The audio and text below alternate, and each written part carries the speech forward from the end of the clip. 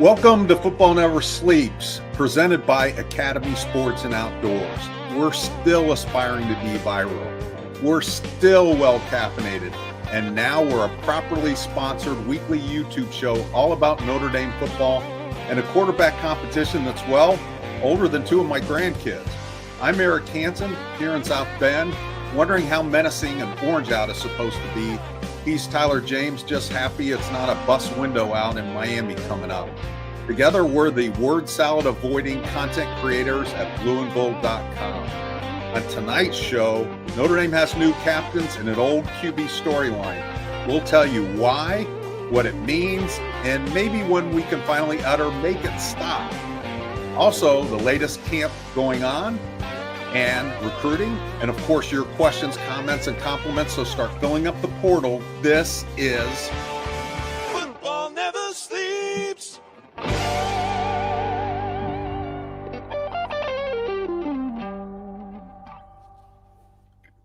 All right, as Eric mentioned, Football Never Sleeps is now presented by Academy Sports and Outdoors. At Academy Sports and Outdoors, they carry all the gear you need from the top brands, all at prices you'll love. And I'm hoping to get my hands on some soon. I know there's a store opening up in Mishawaka. Shopping at Academy is more convenient than ever. They offer free assembly on in-store purchases of most bikes and grills, plus free and easy curbside pickup on academy.com orders. I want to say welcome into all of our live viewers. We appreciate you all being here. If you're watching us on replay, thank you for taking your time to do so. Our absolute favorite people are the ones who hit the like button and subscribe to our channel. We're on the path to 5,000 subscribers, and you can help get us there by subscribing, commenting, sharing our videos with your fellow Notre Dame fans. Interacting with us in some way helps us out a ton. If you haven't joined us over at blueandgold.com yet, what are you waiting for? New subscribers can sign up for an annual subscription with a $1 free trial, or $1 trial for the first week. That will get you access to everything we write, our growing community on the loose emoji board, and our talented teammates who keep churning out content. We have so much premium content on the site on a daily basis that you're really missing out if you're not subscribed to us over there. So I hope you give that consideration and check out all the work that we're doing, because it's been a blast so far with Eric and I jumping aboard. we entered the transfer portal and we're loving it. Okay, well, our opening drive tonight has nothing to do with the transfer portal. It is why is the QB1 competition still raging on? What does it mean? And when can we say make it stop? So, Tyler, how surprised were you that after 29 spring and preseason practices combined that included Sunday's inter-squad scrimmage at Notre Dame Stadium, that Marcus Freeman walked up to the lectern after that practice and said, "To be continued"? Well, if you would have told me that in May, I would have been surprised. Based on what we've heard out of preseason camp leading up to that, I'm not that surprised. My thought was, like, if you didn't know who the starter was before Sunday's scrimmage, it didn't make a lot of sense that they would announce it immediately after the scrimmage. It would have to be a decision that they had already thought through, communicated, and felt comfortable with before that scrimmage on Sunday. And if the battle is as close as portrayed, then some discussions need to be had in the coming days about how Sunday's scrimmage went. It would have been more surprising if they said, well, we're leaning this way, but we're not really sure quite yet. Like, that would have been probably the most shocking way to go. Based on the reporting that you've been doing, Mike Singer's done, Pete Nakos has done for On3, it seems to point towards Kenny Minchey being sort of the leading candidate, but that the race isn't over. And it sort of seems natural to me that Notre Dame wants to be absolutely certain it's Minchey, because I don't think that was necessarily the internal expectation of how things would play out. What are your thoughts? I mean, again, at the beginning of camp, and I said it on the show, I thought that the sweet spot was between August 10th and 17th, that they'd have a quarterback number one. What changed was Kenny Minchey's surge kept coming in training camp. Now, that doesn't mean that CJ Carr went backward to meet him. I think CJ Carr also made progress, but Kenny Minchey's surge made this a really difficult decision for a couple of reasons. One is it's hard to determine who's the safe choice. It's also hard to determine now who might have the brighter long-term future. Last year's quarterback race, it felt like it was really clear that Steve Angeli was the safe choice early, but they were betting that Riley Leonard, I almost made Lincoln Riley the quarterback there. Riley Leonard would be the long-term solution and be the quarterback that had a high enough ceiling to get Notre Dame into the playoff and maybe make a little playoff run, and he did. So that takes us now to this question, Tyler. What do you think is a realistic timetable, and what could the coaches be splitting their hairs about, in your opinion? A realistic timetable to me, I think, is this week. I think that's when they'll make a decision. When and how they communicate that is up for debate. I do think that if the decision is made and communicated, it will start to leak out. I don't think it will be held secret. There's just too many ways that information can get out there.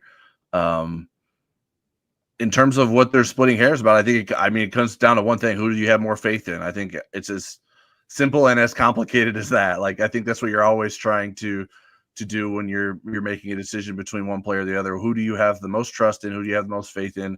Who do you believe will do what you're asking them to do and will be able to make the most plays and come back to the next play and be like, okay, that's what we wanted him to do. Let's give him something else to do. I just think, especially at quarterback, you got to really truly believe in that person, and that's what you have to be sorting out. And if they're not quite sure who that is yet, that would make it understandable why they have not named a starter yet. Well, I'm going to go a little bit off script with you on this question. When Notre Dame went after Kenny Minchey late in the 2023 recruiting cycle after losing Dante Moore, when you were studying him on film and reading about him and trying to learn about him, did you feel like this was a guy you thought, at least the coaching staff believed at some point, could be a starter here? And did you think he could be a starter at some point? Yeah, I think so. I think his high school film, now his senior film, was a little bit truncated because he missed, I believe, 6 games with a shoulder injury. But I remember at the time, now I don't know, a lot of our stories from that time frame are in the ether, but I remember believing that I saw some similarities in his senior film that I saw in Deshaun Kaiser, and sort of the way that he would make throws on the run, anticipate throws. He's not as big of a guy as Deshaun Kaiser. I don't think he's as physical of a runner as Deshaun Kaiser, but I saw some similarities there. Now, does that mean he's going to be Deshaun Kaiser at the college level? I don't know that's I feel confident in saying that, but I saw some similarities there. So, yeah, I think Notre Dame went and got him and fought for him to get him away from Pitt because it believed that there was potential there in him to become a starting quarterback eventually. And I think it sounds like we're starting to see more and more of that now. This camp that is leading folks to believe that he could be the starter. Yeah, one of the things I asked Marcus on Sunday was, what did you see in him when you re-engaged with him? Because again, Dante Moore was their guy early in that cycle. Then he said, I'm going to go to UCLA. And they went after Kenny Minchey, who was committed. And he said one of the things he really liked about was his calm, his confidence. He said, that doesn't mean he's not a competitive player, but it just shows differently. Now, Kenny Minchey doesn't think he's the best quarterback on Notre Dame's roster. He thinks he's the best quarterback in the country, and he's said as much. But again, he's not a real outwardly confident guy, but he just kind of does it through his actions. And also, again, I think what Marcus likes is if he does make a mistake, he picks himself up pretty quick and pushes on to the next play and turns the page. So I think it's made it really interesting. So Tyler, here's my next thought. If Andy makes a decision for Miami, how confident are you that they're doing this with a long leash, that this quarterback's not going to have to look over his shoulder during this game and maybe the next couple of games without fear of maybe losing that job? I mean, I think there always has to be a fear of some kind that you're going to lose your job. Otherwise, you can get complacent. And I think there are certainly things a quarterback can do in a game that he would deserve to lose his job. But I don't think that there would be a short leash by any means. I don't think we've seen Marcus Freeman pull a starting quarterback for non-injury reasons as a head coach. So we would have to see something we haven't seen before for that to happen. So I don't think it will be a short leash. I think we agree on that. Is that correct? Yeah, I would agree. I mean, I think it's a balancing act. Certainly, I mean, if you lose your composure and it's just you're on the sideline and you're not recovering, I think that would be something where you say, okay, we need to make a change. But I think if you've invested this much time in trying to make the right decision, I do think you have to let it play out a little bit. And again, this isn't a situation where one loss in August can knock you out of the playoff. You know, there is a more of a grace period for teams, and both Ohio State and Notre Dame, for different reasons, were able to use that last year. They would not have been in a 4-team playoff. So that's kind of my take on that. So, okay. So when we are preparing our late November Stanford advanced stories, who will be the quarterback and will he be in the top 20 nationally in pass efficiency? I would say Kenny Minchey, as it currently stands, just because, like, as I alluded to, we haven't seen. I mean, certainly the starter could get injured, but I would say Kenny Minchey, and I would say no on the passing efficiency. I think that is a very high bar to reach as a first time starter, and I'm not willing to go there before I've seen the guy play in a game. I'm going to say Kenny Minchey too. I've been on the CJ Carr thing for the whole preseason, but in just talking to a source that I have a lot of trust in, the fact that Kenny Minchey pulled even, the fact that Mike Denbrock likes a quarterback who can challenge a defense with his legs, I think that might end up being the tiebreaker if they're dead even in every other situation. Can he be in the top 20 pass efficiency? Probably not, but he needs to be close to that because he's not going to be the prolific runner that Riley Leonard was. The teams that do well in the playoff, that get to the playoff and do well in the playoff, typically are very good in pass efficiency. Notre Dame, if you add up all the BCS and playoff era teams, their team pass efficiency rating of 49 last year was the second worst to ever reach the championship game. The worst was Everett Golson in the 2012 Notre Dame team. So it's hard to get there unless you're really good in that category. But Notre Dame was good enough in other categories. And the interesting thing is they will be good in those categories. Turnover margin was one of them. I do think whoever wins this quarterback battle will contribute to Notre Dame being a good turnover margin team. Notre Dame was 5th in the country last year. So let's see. Do we want to do some questions before I get to some of the more peripherally related quarterback questions? Sure. ND Sailor says, when the coaches need to decide on a quarterback, do they ever ask any groups of players what they think? For example, do they ask the receivers? I've never heard of that. I think that you could see how the receivers respond to them and you know, what kind of chemistry they have. But I don't think that they would do that. Again, I don't know that the receiver is necessarily weighing the same criteria that the coaching staff is. Yeah, I mean, I think the play of the receivers would be enough to tell you how they feel, like, right? I mean, if they didn't feel good about it, they probably wouldn't be playing well, would be my guess. And so I think that would show up on the field more than it would show up in an interview with the receivers in terms of what they thought of the quarterback competition.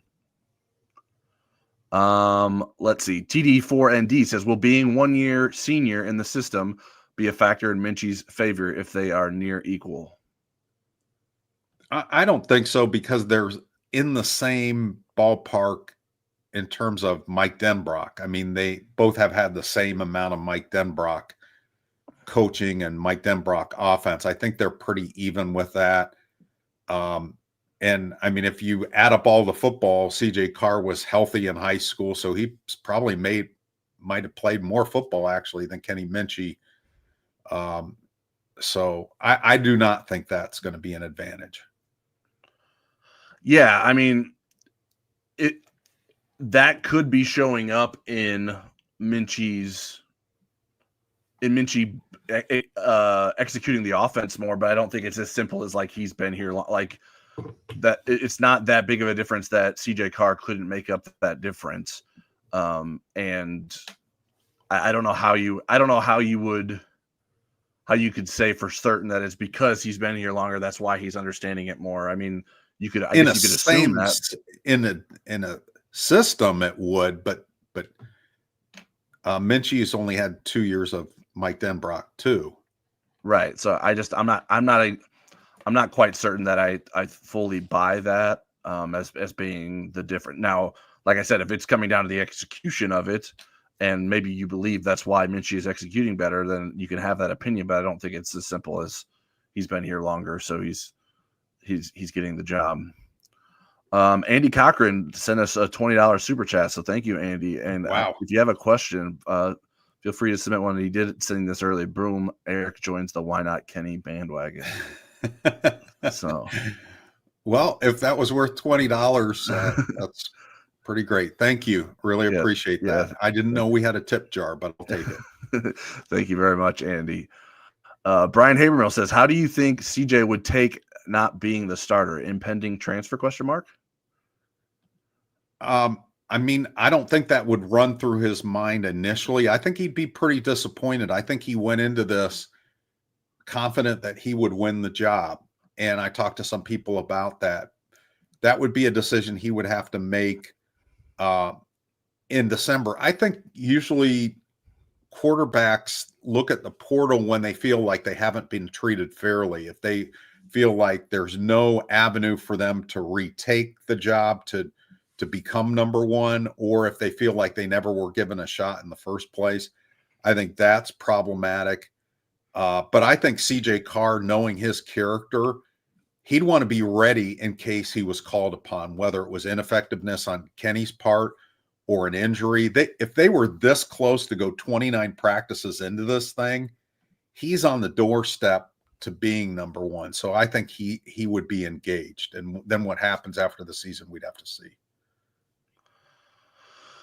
Yeah, I think regardless of who was in which role, whether if it was CJ's the starter and Kenny's the backup, or Kenny's the starter and CJ's the backup, I think it would reflect poorly on the backup quarterback if their first thought of not being named the starter is like, okay, where am I going next?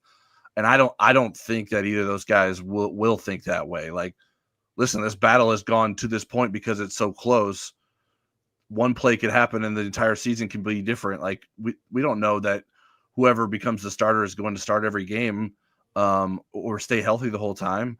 So I think it would be incredibly premature to, one, be worried about that, and two, like, jump to that conclusion, because I think there's so much that can happen between now and when it actually matters about whether they feel like they should go into the transfer portal or not, that there's no real reason to panic if you lost this quarterback battle in one that has been so sort of long and drawn out. I think that if whoever the starter is balls out this year and is incredible and is a shoe-in to be the returning starter next year, there's probably a pretty high chance that whoever the backup does transfer, because that's sort of how college football works. But I think we're jumping 3 or 4 steps ahead to get to that point right now.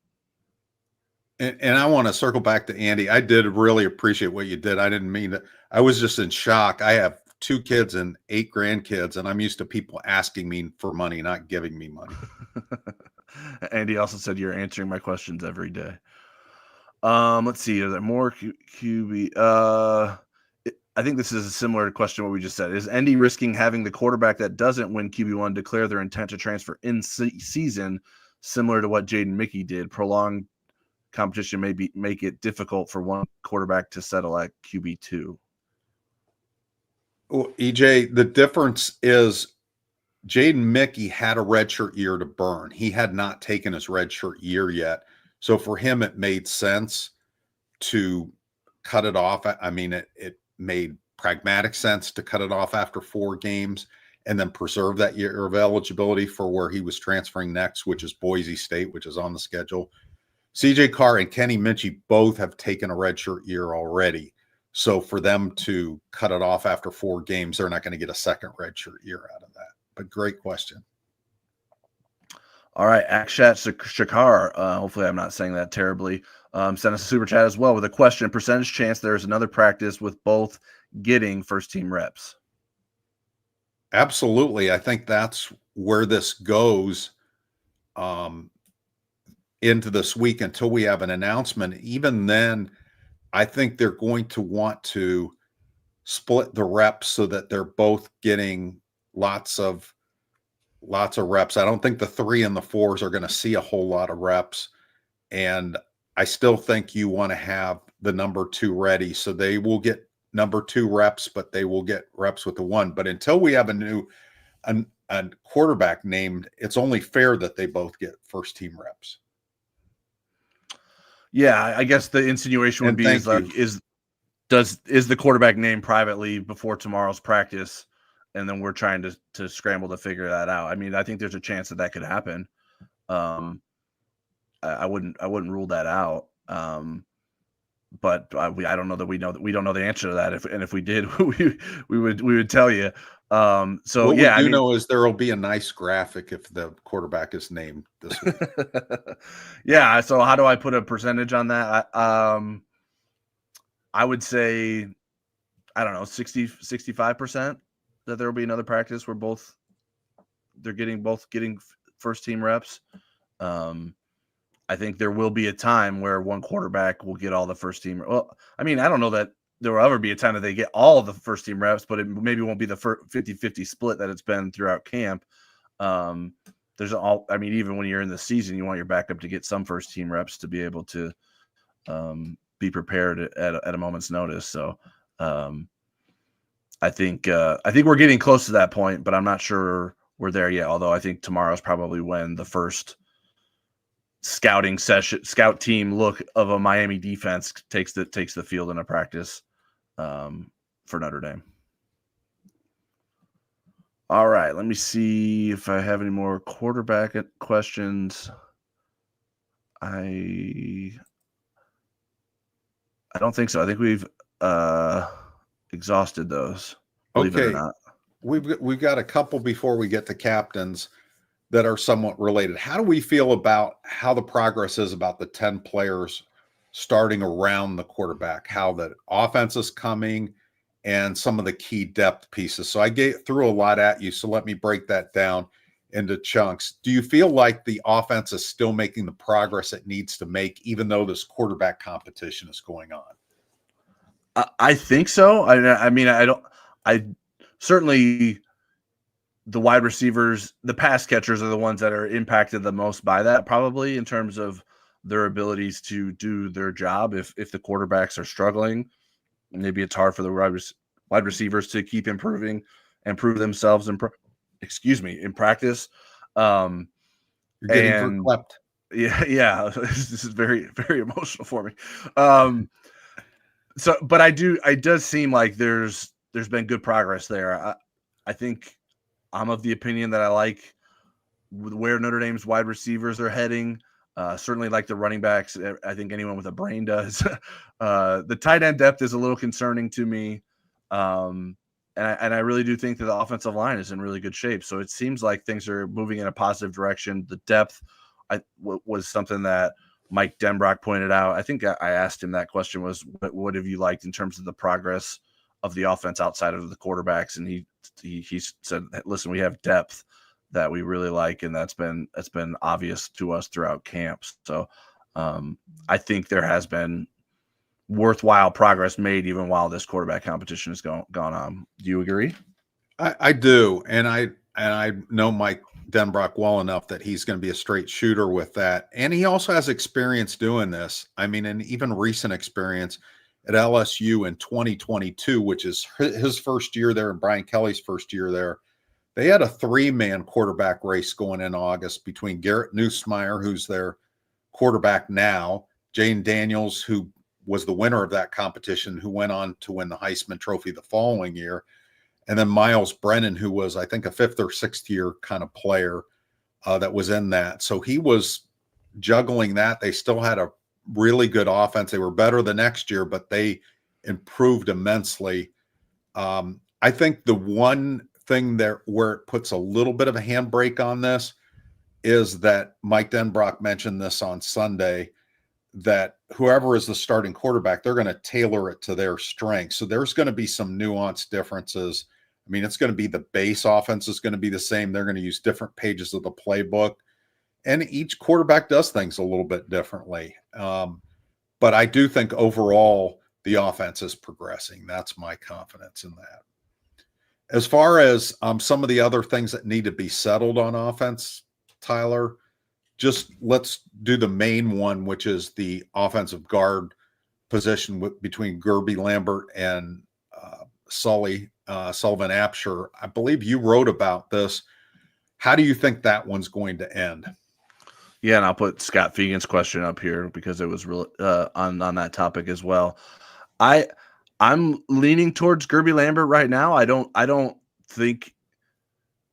think that's a tight one as well, and I think both of them have proved themselves capable of this preseason camp. Otherwise, I don't think Lambert would be in the discussion if he wasn't pushing in a significant way, because it would have been very easy for Sullivan Apsher to just be plugged in and go through from start to end of camp as the presumed starter at right guard.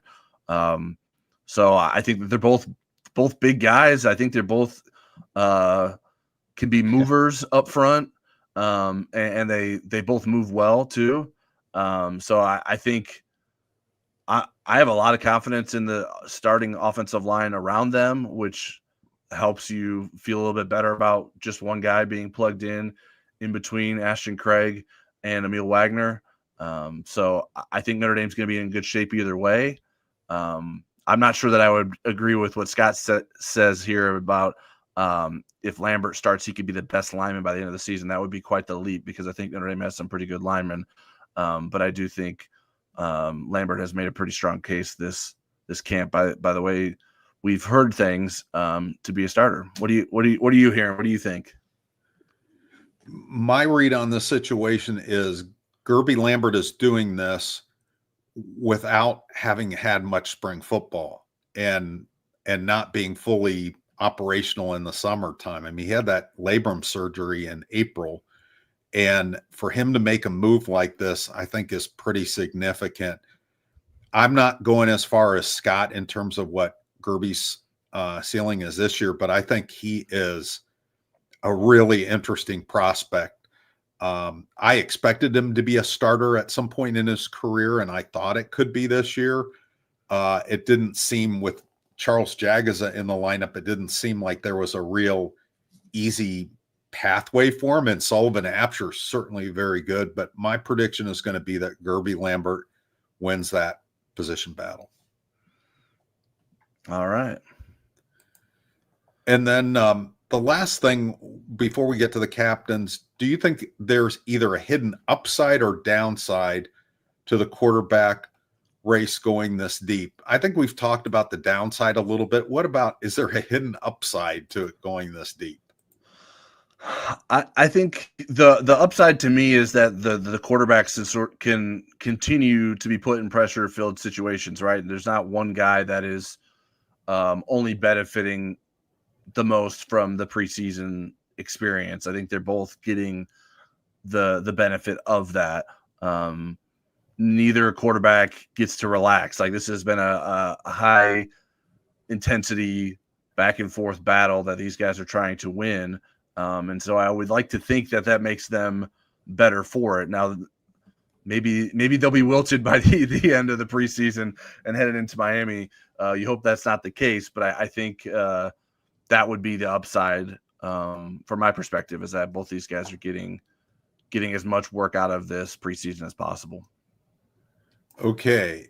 If you don't feel like we need to jump into the question portal, I will do talk about the captains now. Captains named let's today. do captains. Okay. So 6 captains were named on Monday today. 3 on offense. They were offensive guard Billy Schrouth, who is a redshirt junior. We're doing this redshirt junior, redshirt sophomore thing now for the first time in Notre Dame history.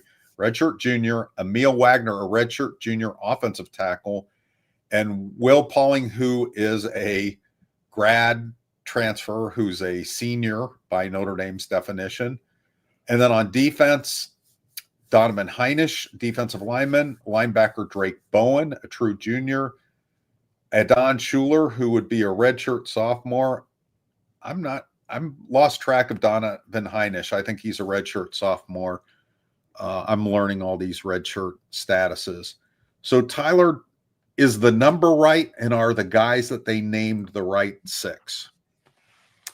I don't have strong opinions on if 6 is right versus 5 versus 7 Versus 2. I think it depends on who you feel are the best leaders on your team. I think the guys that were named here make a lot of sense. I think there's 2 outliers, right? Pauling, in my opinion, Pauling as being a grad transfer, that's not something that happens when you're not a quarterback as the starter in recent history at Notre Dame. And then Heinisch is the guy who I think probably has the least production. I don't know how you would even measure that, but to me, he feels like the guy who's done the least of those guys at Notre Dame. Like, I don't know that he played to as high of a level. Although I guess you could maybe say that about Billy Schrouth because he was a bit injured last year, but he started a bunch. Heinisch hasn't been like a clear-cut starter much at all in his career to date. But saying all that, he's very respected. He's an obvious leader, in my opinion. Sort of what you'd expect if you know his brother Kurt. They're hard-nosed guys that work hard, and that I think a lot of guys probably look up to, and that's why he ends up on a list like this. Pauling surprised me a lot, and that was your story, right? That you did the Pauling feature? Yes. Yeah. I mean, his work ethic and stuff, I guess I should have seen that coming. I just thought it was a great story, but I mean, it really says something about the impression that he's been able to make in the short time he's here for him to be elected captain, because there's a lot of good choices on that side of the ball. Was there anybody you thought, wow, I'm surprised this person didn't get enough votes? Yeah, and that was something that Eric Swope mentioned in his question that I think he submitted even before we started. I think the obvious one is Jeremiyah Love, because most people assume he'd be there because he's probably the best player on the team. Certainly his experience. I don't know that it's incredibly surprising, because he seems like someone that leads with his play rather than his personality. So I think it's a slight surprise, but not a huge surprise. What do you think? Yeah, I would say slight surprise. The 2 that I would have thought were natural were, I mean, again, there's only one guy with expiring eligibility on this list, and that's Will Pauling. Jeremiyah Love, and I would have even made a case for Leonard Moore, just the way he carries himself. He's the best player on the defense. He's on all the All-America teams, but if you ever meet him, wow, what an impressive guy beyond his football. And he does tomahawk dunks, according to Jay Hayes, when they were playing with the women's basketball team. So all those things. But you know what? The thing about it is, and Marcus Freeman says this a lot, you can be a really good leader without having the C on your chest. And of course, Howard Cross was like that last year. I mean, there was a lot of times he was a spokesman for the team, where I thought he did a great job of leadership. And you thought about Drake Bowen was a leader toward the end of last season as a sophomore. So yeah, just because you don't have the C on your chest doesn't mean you can't be a leader. And Jeff Stevens asked, do you think Jeremiyah Love did not nominate himself as a captain just to stay out of the spotlight and let someone else take the role? I don't know if they formally nominate people or they just put everybody in the hat and vote. I know when I talked to Drake Bowen, he thought all four linebackers that are in their rotation had a good chance to be captains. I don't know that it's necessarily important to him that he'll be upset but I don't know. That was something that didn't cross my mind, but you could have a point there, Jeff. Yeah, I think what Jeff's alluding to, it was shown in the Here Come the Irish last year, is that part of the captain voting process is that Marcus Freeman asked players to step forward if they'd like to be considered as a captain. I would assume that happened. Peacock I watched. I would assume that happened this year. I don't know for certain, and I haven't done any reporting since today's captain's announcement in terms of how that went down. But maybe we'll find out that. I would be a little bit surprised by that. I don't think Jeremiyah Love is someone who shies from the spotlight. That doesn't necessarily sound like Jeremiyah Love to me, but maybe that's true. Speaking of captains, Scott Fegan said, curious how Pauling's teammate at Wisconsin felt. I have to think he was respected. His work ethic sounds impressive. Pauling said that he was a captain at Wisconsin last year. I've Googled a couple times for Wisconsin football captains 2024, and I didn't find anything. So I assume he's not lying there, but I couldn't verify that independently. So I didn't include that in my story. But apparently he was a appointed leader at Wisconsin last year too. Maybe it was a double secret captain. Yeah, I don't know what Wisconsin did to hide its captain's announcement that I couldn't find it so easily, but for whatever reason I was unable to do so. But we'll see how he does as a captain here at Notre Dame. And before we have a lot of questions, Eric, but before we get into that, I want to give us another word from our friends at Academy Sports and Outdoors. At Academy Sports and Outdoors, we carry all the gear you need from the top brands, all at prices you'll love. And now shopping at Academy is more convenient than ever. We offer free assembly on in-store purchases of most bikes and grills, plus free and easy curbside pickup on academy.com orders. Want to save even more every day? Open and use an Academy Sports and Outdoors credit card to get 5% off future purchases when you're approved. Save time and money at Academy Sports and Outdoors and have fun out there. And we are going to have plenty of fun with all these questions. Bear me. All right, bring them on. Yeah, we got some. I got 9 starred right now. So here, Frank Sarah says, "Hi guys, is Charles Jagusa practicing yet?" Not doing actual practice things. He's standing at practice and watching. ND Sailor says, when will they start installing the offense for the Miami game? They're going to do Miami stuff this week. That's why I thought, okay, the quarterback being named on Sunday would have been perfect timing, but they can start working on that. But they're going to have to start putting in Miami stuff this week. They'll also separate who's on the scout team, who's still up practicing with the quote-unquote varsity and that kind of stuff. Probably should include this right after the Charles Jagusa question, but another one on Jagusa. Ed Straub says, when Jagusa comes back, where does he fit back into the line, assuming no other injuries? So it's a pretty simple math question, and it's Joe Rudolph likes the best 5. So whoever is number 5 of the guys that are starting, that's the person that he will theoretically be competing for playing time. So it won't be necessarily, oh, well, he was the right guard. He will be competing against Gerby Lambert or Sullivan Absher. If one of those guys is not the number 5 out of 1 through 5, then somebody else will have, be on the the brink of having to compete for their job. I think the one area that it might not serve him, especially coming back from an injury, is if it were Ashton Craig. That would seem like without a fall camp or a spring practice to become a center, I think would be a tough ask. Although if anybody could pull it off, Charles Jagusa, but that would be the one I mean, look at what he's done. Go play right guard against Penn State. Go play left tackle against Ohio State. No problem. Right. Yeah, I can play center, but if anybody could pull it off, it's him. But that would seem like that's the one position where maybe that doesn't make sense. Yeah, I wouldn't rule it out, but it does seem the most unlikely, or least likely, probably, as normal people would say it. I think there's a good chance. I think Charles Jagusah is good enough to get put right back in the starting lineup. I think Joe Rudolph likes him that much that would happen. Now, where does it happen at right guard?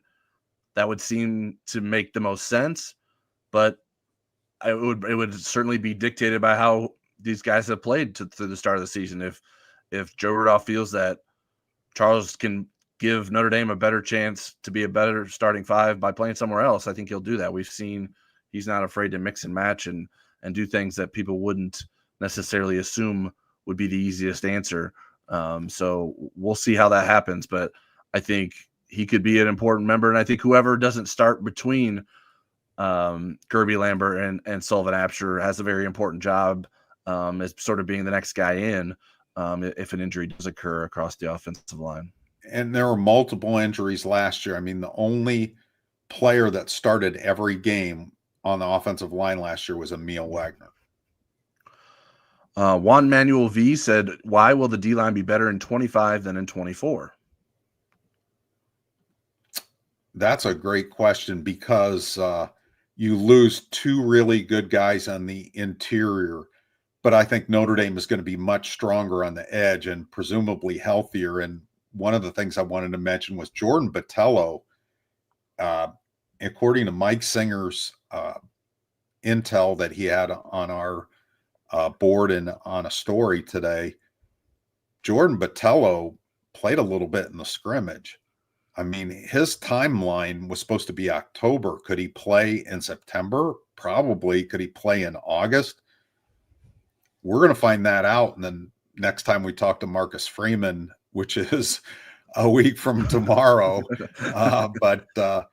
That's pretty interesting. But when you think about the edge talent, Botelho and Boubacar Traore and Bryce Young and Josh Burnham, and the interior defensive line seems to be coming. There's certainly good depth there, and I think it's going to turn out to be quality depth. So I actually do think the defensive line will be better.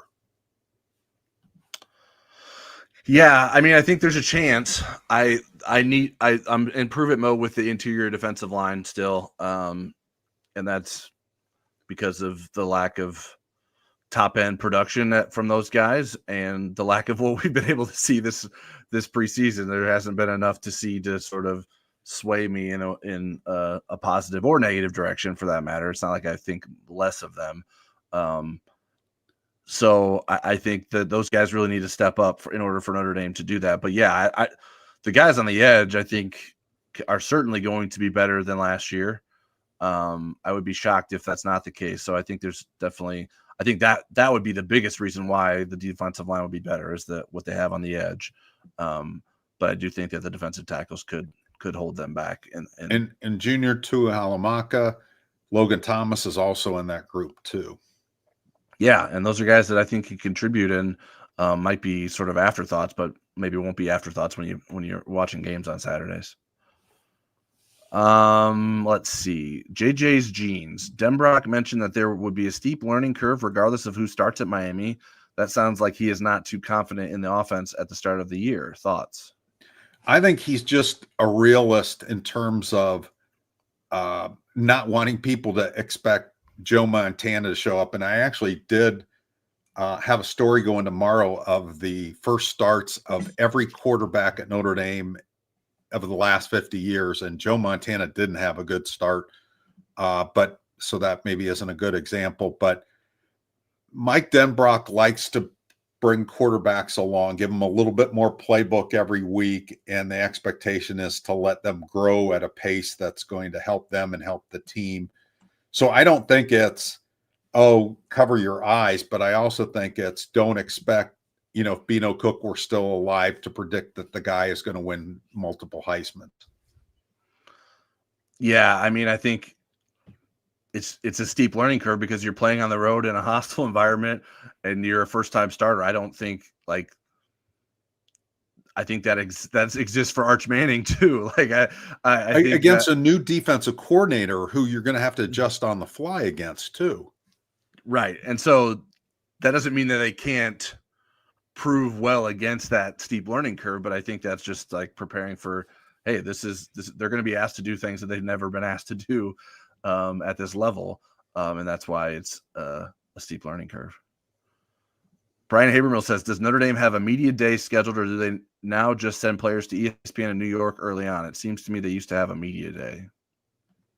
Great question. From a media standpoint, they used to have a media day. It used to be at the start of training camp, and then they moved it kind of into the middle of training camp. And now there really isn't a media day. And I think some of it is so much of this is done by people remotely. You'd have national writers flying in from all over the country to attend these media days. And now there's people that cover the team that never go to a Notre Dame game or a practice. So the media day doesn't exist in that form anymore, but there are plenty of media opportunities, and it's more taken up by the people that cover the beat on a day-to-day basis, like Tyler and me. Yeah, and they do a good job of spreading it out throughout the preseason where we get to talk to. Typically it works where like we get a position coach and a few of their players after a practice, and then we'll get every position coach throughout the preseason. So I like that format for us local folks. There may be some national folks that don't love that, but I think there are ways that the coverage can be arranged for them in a way that allows them to do that. Irish Steel 63. Did you guys talk about Burris? I bet his dad is helping him cram that playbook as we speak. That was super encouraging. So in case you didn't hear Mike Denbrock talk about Elijah Burris, a freshman wide receiver whose father played in the NFL, Mike Denbrock was asked about this on Sunday, and he said, really impressive how he gets down the field, how he finds space, running after the catch. He needs to learn his playbook. And I think Elijah is diligent about that. You heard about his work habits in the spring from his teammates. I think it's drinking out of a fire hose. I think that's what it is. But once he gets that part of it down, he's going to be a factor. He's one of the guys that are competing for that 5th and 6th spot in a 6-man receiver rotation with the 4 top spots locked down by Jaden Greathouse, Jordan Faison, Will Pauling, and Malachi Fields, not necessarily in that order.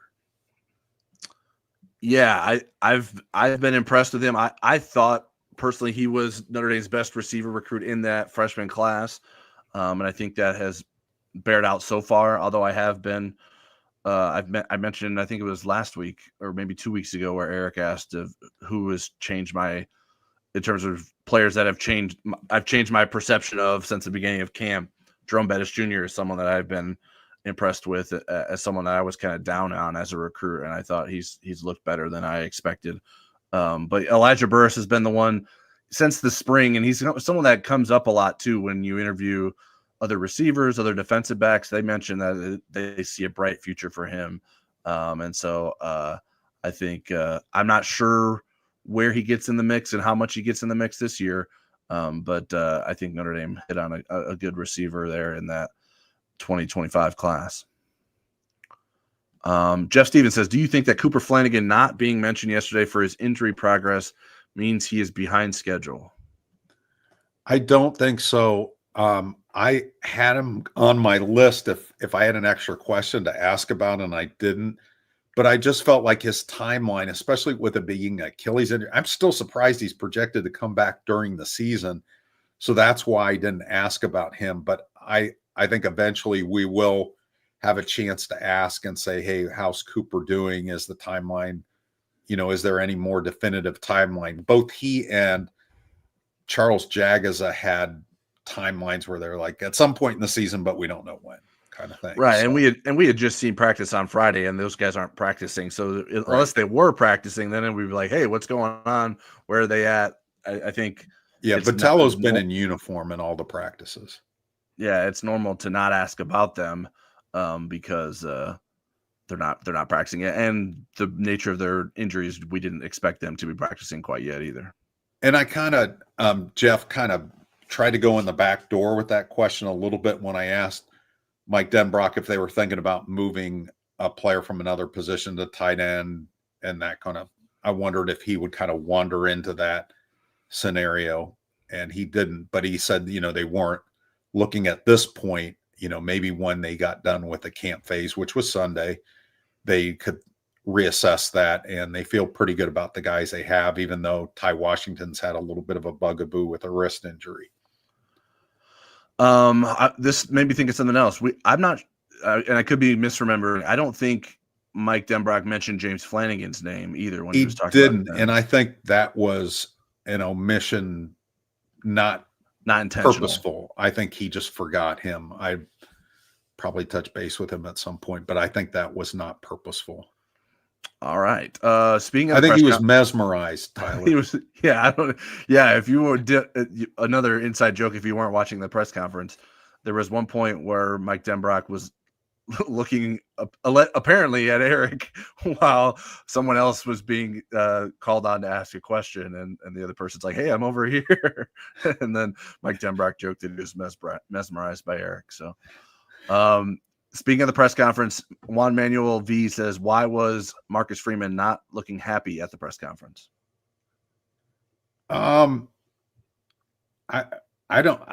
I guess I wasn't monitoring that, but you were, and Juan, I'll take your word for it. I think he just was trying to get through all the quarterback questions. He knew they were coming, and it's, kind of like a root canal a little bit. So maybe that's why it was. And I think that the script, again, this wasn't a regular practice. This was a scrimmage, and there's a lot of coaching going on, and you're thinking, I remember I was telling somebody the other day when I was a youth coach, and the local newspaper used to come up to me and said, "Who scored the touchdowns?" I couldn't remember because my mind was still thinking of the next play. So Marcus has more bandwidth than me, but I was a young guy then.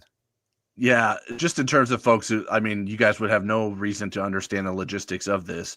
But like yesterday was a press conference right after the team scrimmage in the stadium. And the press conference was in the stadium. So Marcus just walks up the tunnel and he's right there to talk to us. So I know I had seen people comment that he looked tired and he was hot because he was obviously sweating. But that was literally because he just came off the field. He didn't have a lot of time to cool down. It's not even after games. And I would imagine he's more animated during practices than he is during games. It was a hot day yesterday. That was yesterday. It's been such a long 2 days that I couldn't remember. But so I think that all blends into it. So I think people saw him in a different sort of view. Like he wasn't dressed up because he's just coming off the practice field. So it was a different sort of Marcus Freeman standing at the podium there. But I wouldn't read into it too much. Now, would he be maybe happier if he's like, "Yep, you know what, guys, this is who our starting quarterback is. We believe him." Yeah. He probably would have a little bit more confidence because he's trying to exude confidence in that person. But that wasn't where he was at yesterday. Let me see if we have more questions, but I did want to put this on the screen for you, Eric, in case you missed it. Darren stopped by. Darren Pritchett said, "Yogi, go Irish." So Darren even gave us a shout out on Twitter as well to have people check us out if they're missing you two on Sports Beat. So Darren, hit the tip jar next time, okay? Yeah, that's the last free comment you get, Darren. You gotta tip us, but we appreciate you tuning in and helping us out. ND Sailor says, "How confident are you in punting and field goal units?" Pretty confident in punting. Field goal, I think, is probably a little bit of an adventure still. Marcus Freeman was asked who the starting kicker would be. He said if they played today, which they did, against themselves, it would be Noah Grubbs. He meant Noah Burnett. Noah Grubbs is a quarterback recruit. They cut that out of the YouTube version of this. His live version, he said that, but not the replay. And there's a chance Eric Schmidt might be the long distance kicker. He's not as accurate, probably has a little bit more leg than Noah Burnett. I would like to get a progress report on that game week, and I think we'll probably have a chance to talk to Marty Biaggi that week on Wednesday night before the Sunday game. So yeah, I'm curious about it too, but I'm much more feeling good about the punting game and the return game. And before we go to the next question, let me ask you, Tyler, because I started a firestorm on Twitter X with, kind of quoting Marty Biaggi saying, Jadarian Price and Jeremiyah Love were under strong consideration to be the kickoff returners. Those were the two names he volunteered. Do you think, what's your opinion of Jeremiyah Love being involved in kickoff returns? Yeah, I mean, I think it's intriguing. I think in the offseason we talked about, maybe someone asked, like, will Jeremiyah Love still be a punt gunner? Like, I don't think he needs to be doing that anymore. But if you can get him involved in terms of being a kick returner, and I personally prefer kick returner over punt returner. I don't know if there's data to back this up, but it seems more safe. Like you're not getting hit as soon as you catch the ball on a kickoff as you can sometimes as on a punt. And so I think it makes sense. Stat too. Tell them the stat. But yeah, there's not as many kickoff returns in a football game as you think, as you're used to, because of the increased amount of touchbacks, and teams will fair catch kickoffs. So last year, Notre Dame only had 17 kickoff returns in 16 games last season. Now that was a low number. That was not. I looked up 51 teams last year, and the FBS had 20 or fewer last season. Now, obviously, Notre Dame played more games than most teams. But even the year prior in 2023, Notre Dame had 21 kick returns in 13 games. So even in a world where, let's say, and I doubt this would be the case, Jeremiyah Love is the one who returns every kickoff for Notre Dame this season that they decide to return, that would only be an added, say, 2 touches per game at most. So that doesn't seem unreasonable or that like scary when you put it in that context, at least from my perspective. What do you think about that, Eric? I agree. I like the fact that he's wanting to do it, that Marcus is all in on it, that Jawan Sider's all in on it. Everybody's on the same page with this. Marty Biaggi, of course, is. And I do like it better than the punt gunner. He was on 26 of those plays last year. I'll trade those 26 for a max of 17 kickoff returns, and they're probably going to kick to Jadarian Price, who actually was one of the best kickoff returners in the country a couple of years ago.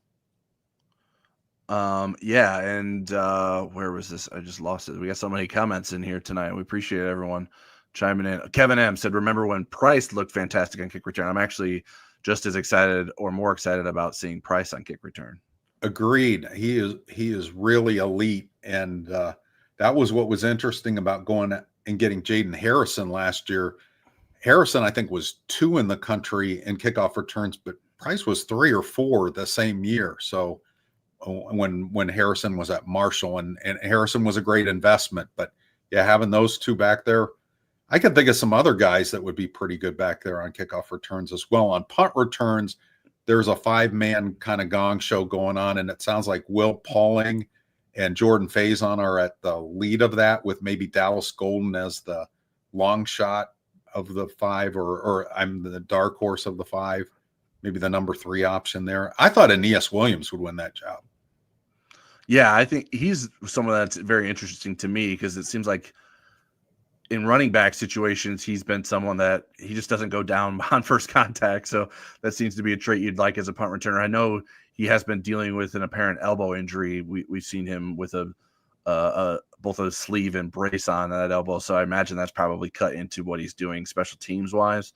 I like Faison the most probably of that group in terms of his shiftiness. I don't know that I haven't gotten a sense or seen Will Pauling do it. So he's the one that I don't. We see him catch punts. We don't see him. Right. Yeah. I just don't. They don't let us see that. My imagination isn't good enough, and I don't think he's done it before, unless I'm mistaken. But so that's something, at least in college, maybe he's done it in high school, but I'm not sure that. But if Marty Biaggi thinks that's a good choice, obviously there's a reason for that. we talked a little about the injury part of this question, but Riley Erdman said, do you think that having Jeremiyah Love on the kick return unit would benefit his Heisman chances? I mean, he's not thinking along those lines, but I think it would help him. And I think it would help, more importantly, it would help Notre Dame possibly win a big game because he's a threat every time he touches the ball to take it all the way to the end zone. But I do think if you're a running back, there has to be an element of your game beyond you just having a great average and a bunch of touchdowns. You either need to be a really good receiver or a special teams player or a two-way player. It seems like otherwise the quarterbacks get all they love. And, last year's winner was a two-way player. So, yeah, I mean, he'd probably have to return one or two for a touchdown for it to make any sort of real impact. But I think it could help him get to New York, but maybe not win the Heisman just because I think it's so hard to win the Heisman as a running back these days. I mean, Notre Dame's last Heisman Trophy winner was known for his returns, and that was Tim Brown. Yep. Irish Steel 63. If you were Mike Denbrock starting at your own 30, what is your first play call? Deep ball, run, or mid-range pass? Who gets the ball? Well, I'd want to know what the defense was lined up in, but let's just say it's a generic defense, base defense with no blitzes and no stunts and just everybody. I'd run it on first down and maybe chuck it deep at some point, maybe second down, but first down, I want to see what Jeremiyah Love has in the tank and see what he can do against probably an 8-man box. Yeah, I would like to see two backs out there for that first snap and see how the defense reacts to that. I think that would be interesting. Whether you give it to Love or Price, I think you could do either. Or, I mean, obviously you would think they're trying to key in on Love, but I think that, especially if Notre Dame thinks that's a wrinkle to its offense that it can use this season, I think coming out of the gate and seeing how Miami reacts to that would be interesting. And I think if you give the ball to either one of them, they have a chance to do something with it. And that, I know it maybe a little safe for some folks, but I would give the ball to either Jeremiyah Love or Jadarian Price out of a two-back set. All right. I think that for the most part we've caught up with questions, but I'm sure there's more to get to. I know we're crossed an hour here. Eric, so is there anything else you want to get to before we get out of here? Who you think is going to be the starting safety next to Adon Schuler? For the first game, I would say Jalen Stroman. I think all four of those guys will play. I think Stroman seems to have done enough this camp to essentially do what they brought him here to do. I think they probably brought him in with the expectation that he would become the starter, but it's not guaranteed, as we saw last offseason with Rod Hurd. But I think he's done enough, but I don't think he's done enough to prevent the other guys like Luke Talich and Tay Johnson from playing. Yeah, I think it's a deep rotation, but what Marcus Freeman said about communication being important and leadership being important back there, that seemed to tip me toward Jalen Stroman. Biggest takeaway from talking to Chris Ash, defensive coordinator? If you make me pick one, it would be the roster talent. His direct quote was, the only place that would probably be comparable was when I went to Ohio State in 2014. There were a lot of really good players there, very similar to the situation here. People could say a lot of things about me, but I'm not dumb. If I was going to take this job, it was because we have some pretty good players, and we do.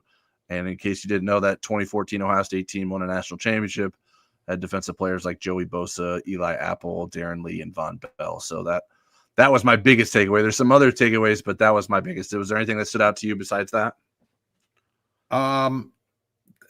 I like my question about Chris Burgess. I thought it was interesting. He's training at a couple of different spots, but he doesn't have a clear pathway to playing time, which I was curious. I thought maybe at defensive end, maybe as the third defensive end on the right side, he might. This is our largest live audience we've ever had for any of our shows, so we're going to go just a little bit longer. Couple of recruiting questions. Tyler, anything cooking with the 27 and 28 classes? Just a bunch of visits getting scheduled right now. I know Rivals today released its first top 100 for the 2028 class. Kyle Kelly has a story over on blueandgold.com running through some of the Notre Dame relevant players on that list. As folks who follow Notre Dame recruiting know, Notre Dame tends to wait to offer most of its guys that are in the sophomore class until their pot of gold day. So that'll come in March. So I think right now, I think Kyle said there was 10 of those top 100 guys who had Notre Dame offers. I think there's maybe only 12 Notre Dame offers in total in the 2028 class, but I think 3 of them in the top 10 overall have Notre Dame offers. So check out that story if you hadn't. I know 2028 seems light years away from now, but that's how recruiting works these days. And anything, I mean, is Notre Dame basically, other than babysitting, done with the 2026s, do you think? I think so. I mean, I think they will evaluate guys going into their senior years at maybe some positions where they feel like they could still add another guy. Probably like defensive line or maybe linebacker, I think, are positions that they wouldn't be close to.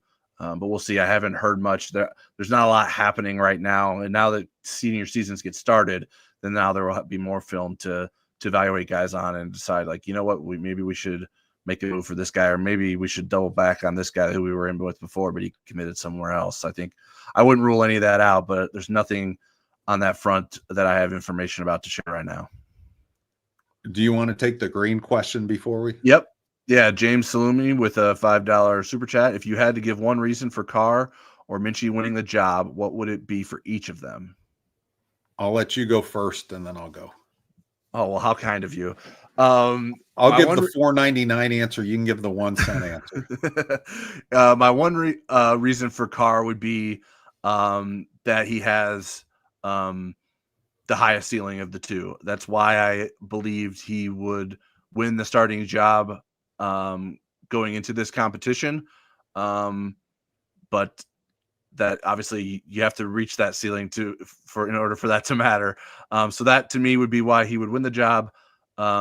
In terms of Minchey winning the job, it's that he presents a greater threat to defenses because of what he can do with his legs. I think that would be the biggest differentiator between the two of them.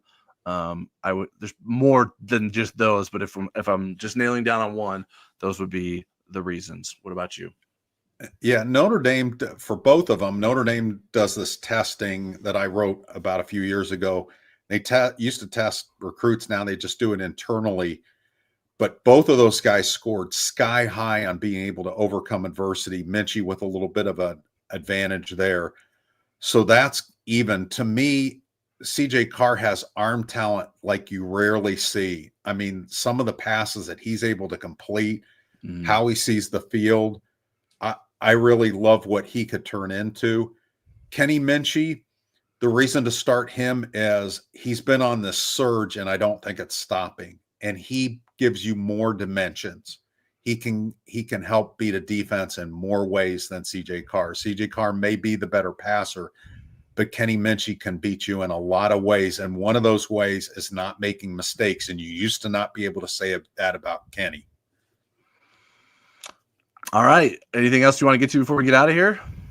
I want to thank everybody for the questions, comments, compliments, and the tip jar. Largest live audience we've ever had. Really appreciate it. If you're watching this on replay, join us live next week and be part of the fun, and maybe even you can have your question in a different color.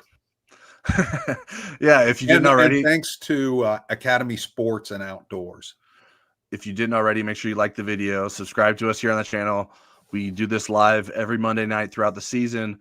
Football never sleeps, goes throughout the off season, but now we're done talking off season. The next time we'll be doing this, it'll be a game week, and that's pretty exciting to think about. Although we will be doing this before Marcus Freeman does his weekly press conference, we will still bring you Football Never Sleeps next Monday. We appreciate everyone tuning in, and everyone have a good week, and try to pace yourself through week 0 on the weekend, so we make it to week 1 in one piece. All right, everyone have a good week.